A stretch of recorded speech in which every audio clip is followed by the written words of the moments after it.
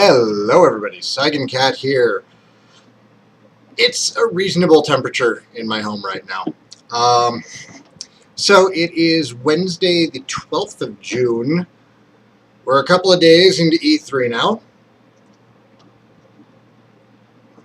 Square Enix is very excited about all their Final Fantasy plans. Nothing from them on Dragon Quest. Kind of disappointing. Nintendo is very excited about Pokemon and Smash Brothers. Nothing about Dragon Quest. On the one hand, this E3 has been better than E3s for like the past 5 or 6 years. A lot of publishers and developers have actually taken the time to get gameplay footage together. So while I've been enjoying myself as a general fan of video games, it's been extremely disappointed as a Dragon Quest fan, seeing as we have not had a new Dragon Quest release since Joker 2. And since Joker 2, there was Joker 2 Professional, there was Slime Mori Mori 3, there was Terry's Wonderland 3D, there was Dragon Quest X, and there was also the remake of 7 on the 3DS. That is 5 games since we got Joker 2 that haven't even had an announcement for getting released here. And it is incredibly frustrating. Going back and looking at the recent history of the Nintendo-published Dragon Quest games shows that we were tending to get them about a year after the Japanese release, and we're starting to pass over that cusp for when we would normally get the Dragon Quest games if Nintendo were to publish them. So things look pretty grim for those games getting Western release. We're still holding out for Dragon Quest VII has a really good chance. It should have a good chance of getting published here. But we all thought that Terry had a pretty good chance of getting published here also, and the opportunity is still there. Dragon Quest X is just completely up in the air, and I'm really starting to lose the hope that I had of it getting a Western release. That doesn't mean it's not going to happen. I am one man. I am neither Square Enix, nor my Nintendo, nor am I any video game publisher. Somebody could be working on it behind the scenes. It might have just not been ready for an E3 announcement. I don't know. But going off of the... Wow, the wind has finally kicked up. If you hear that clacking noise, those are my blinds. Let's, going off worst case scenario. Say we stop getting Dragon Quest games released in the West, which it's been 2 years, right? Well, what is the solution for this? What do we do as fans? We could go the importing route, which normally I'm a fan of importing. Japanese is a fairly complex language, and it's got a bit of a learning curve in having 3 different written systems that you kind of need to learn. Fan translations. Fan translations require a number of things. They require people who have the time and ability to do a translation, and a translation isn't as simple as just loyally translating the text on a one-to-one basis. It won't make sense. If you directly take Japanese and then translate it directly into English, you get extremely broken English. And if you haven't seen this before, then go back and watch like really old fan subs of older anime. Like back when Akira and Vampire Hunter D were still, common things that every anime fan watched. The fan subs back in those days were awful because people were translating them straight from Japanese to English, and it's not that simple. You need to have somebody who is also a capable writer who understands the meaning of what they're saying in Japanese, and not just translating the words, but translating the idea of the statement into English. Now, assuming you have a team of people who is able to go through the entire game script and translate everything. You still need people who can code it in to the fan translation. That's why fan translations don't just come out immediately after a game is released. They take time. Next hurdle is the technology.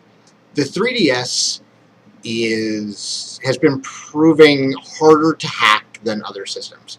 There is a flash cart now, which is a step, because now people have access to working on it with their PCs to a degree. It is a step towards emulation. It's a step towards cracking the region locking, which is a terrible thing. And thank you so much to Sony for not utilizing region locks anymore. Nintendo, quit region locking your shit. All it does is prevent people from buying games. Simple as that. There's no need for region locks.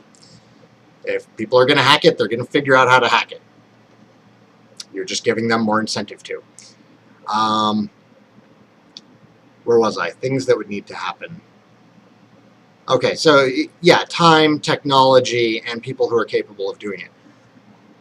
Seeing as we still don't have hacked 3DS or hacked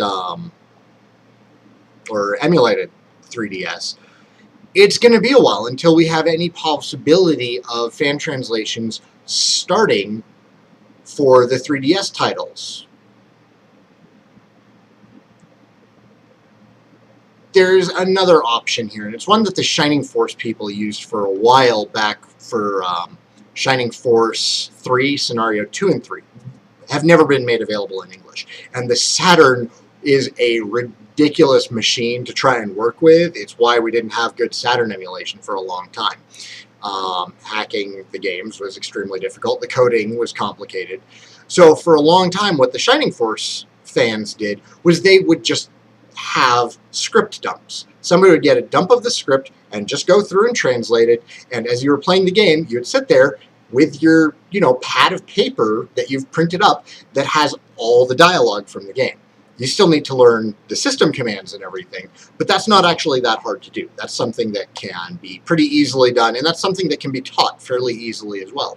There's a lot of wonderful sites out there that basically work like flashcards, like Memrise.com. Somebody could go on to Memrise.com and set up a Dragon Quest in Japanese course and actually teach people using flashcards, like, okay, well, kogeki, that means attack, and then just go from there. So that's another route. Instead of having to wait until we can hack these things and, patch the ROMs with a translation patch, that is a possibility. That's something that could be done easier. It's still going to take a lot of time and effort from the people who are willing to do that. So what else can be done outside of that? Well, the Dragon Quest fan base in America is weird. And I do not mean that in an insulting manner, as I am one of the Dragon Quest fan base, you might have noticed. So, what does Final Fantasy have that Dragon Quest does not have here in the US? Because over in Japan, Dragon Quest is the RPG to beat. Here in America, it tends to be Final Fantasy. Final Fantasy has an especially loud group of fans here in the US that really just kind of, trying to not be insulting with this, they force it down your throat. I mean, you can't go anywhere onto any gaming site without seeing Final Fantasy stuff, especially character matchups like Cloud and Aeris, or Tidus and Yuna, things like that. We need more fan-created content, and a lot of fans for Dragon Quest and Dragon Warrior are already doing this. Orias and Hawkeye over on the Den have been creating massive, professional quality Dragon Quest fan games. And you guys are freaking awesome. There's a lot of talented fan artists who have been creating content, and you know, that serves two purposes. One, hey, Dragon Quest stuff to look at. Two, they're getting much better as artists.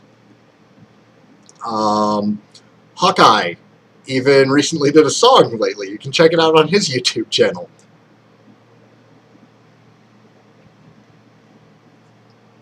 So we need more members in the Dragon Quest community who are like them. I don't think that like creating petitions is going to do the job, because most people, and this is just a generalization, I don't have statistics to back this up, but I have a feeling that most people, when they see a petition, they say, this will never work, and then pass on. So it's a terrible way to actually gauge interest in something.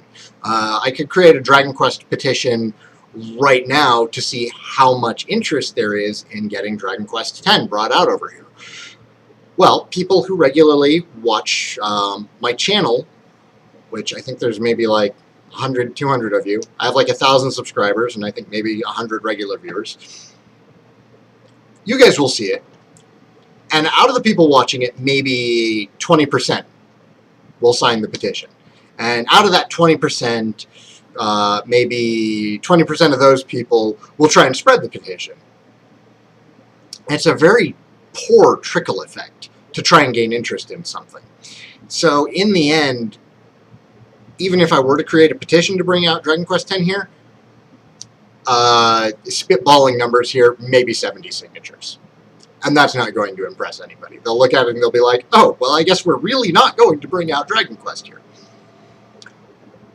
We just need to be louder as fans. Not necessarily as obnoxious as other fans, but we need to be louder. We need to create more. We need to bring more people into Dragon Quest, until when you do searches on the internet for Dragon Quest, you get tons of fan sites, you get tons of fan games, you get the kind of thing that Square Enix will look at and be like, should we shut this down?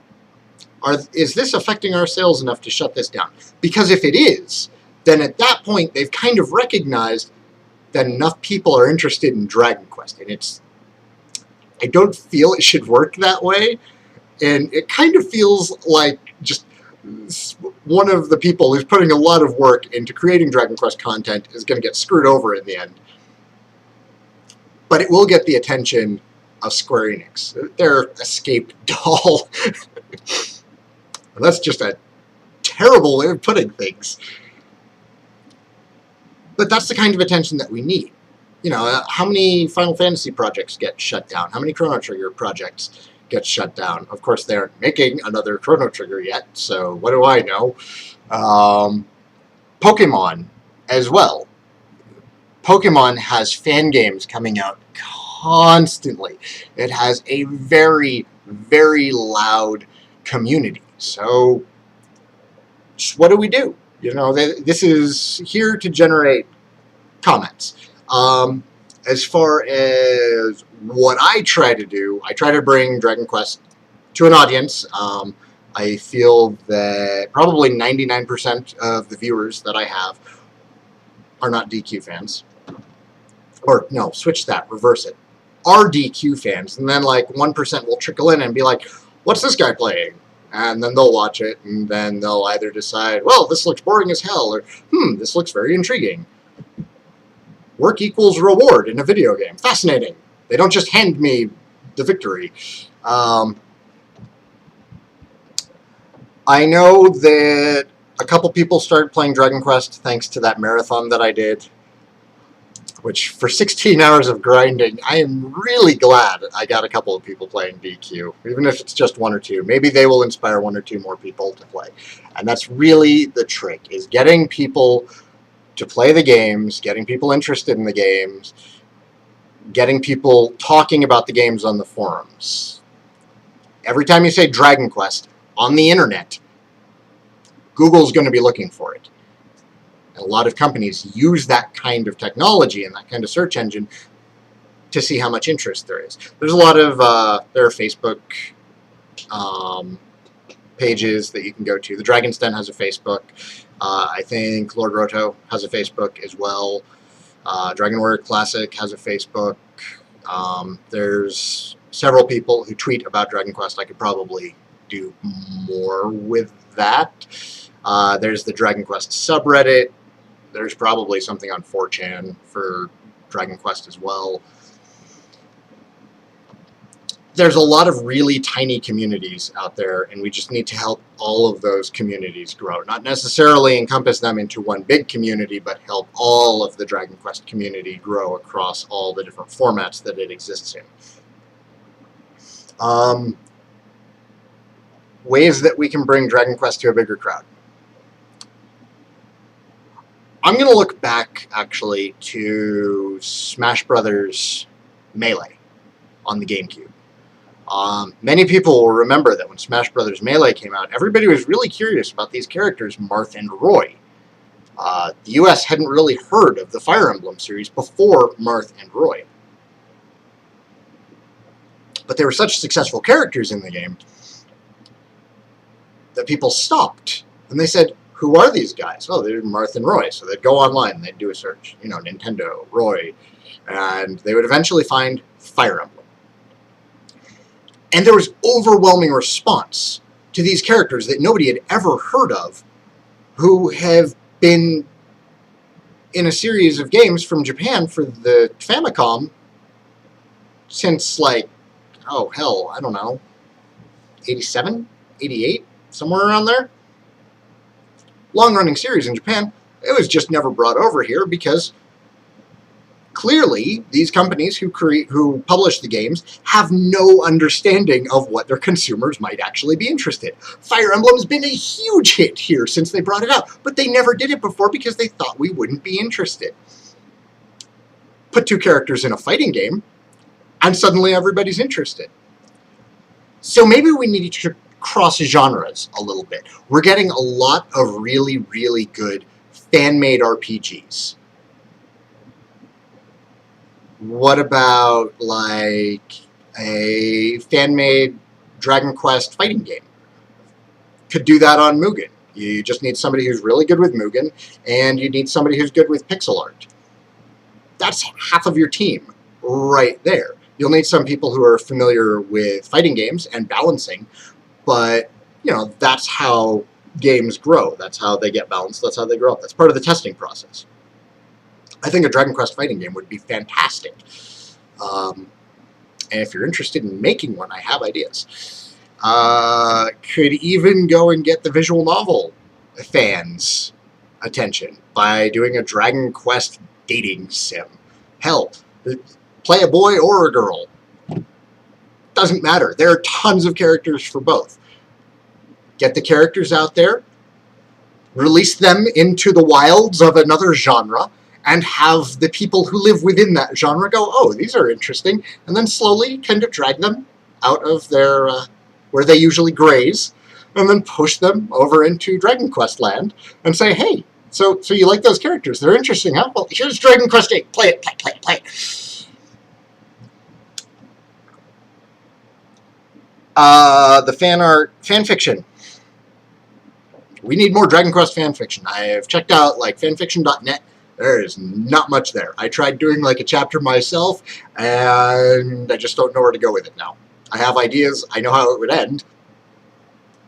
I just need to actually sit down and work on the damn thing, honestly. But yeah, that's really all I'm trying to get to, is I think that Dragon Quest would have a better chance of continuing to grow in the US after the recent successes of DQs 8 and 9, which were both critically and financial successes. Maybe they didn't hit the numbers that Square Enix CEOs wanted, but they were successful. They made money for the companies behind them.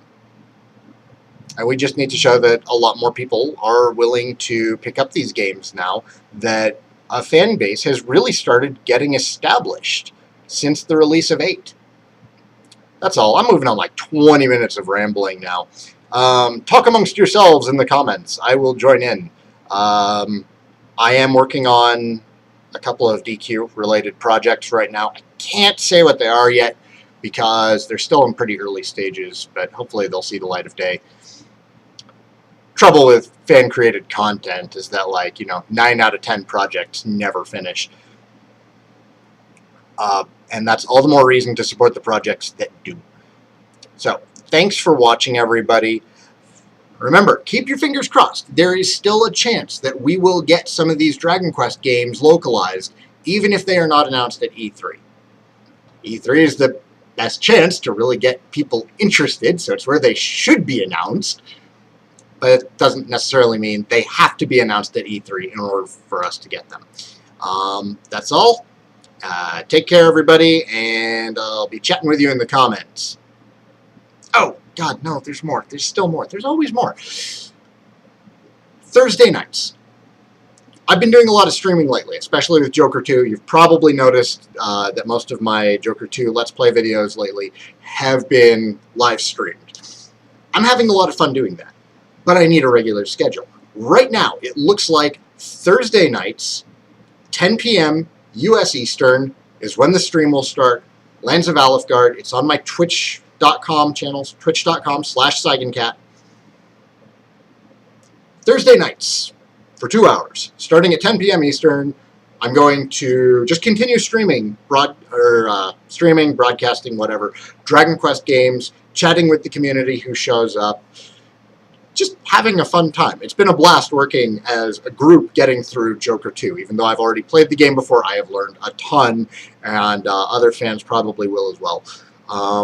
The next game that I'm going to be playing, since Joker 2 is getting very close to ending now, it's either going to be like Monsters 1 or Slime Mori Mori 1. We'll see. So yeah, Thursday nights, come and hang out with me. We'll chat some Dragon Quest. You can probably teach me everything you know about Joker 2, because I can guarantee you I don't know it. See you guys there.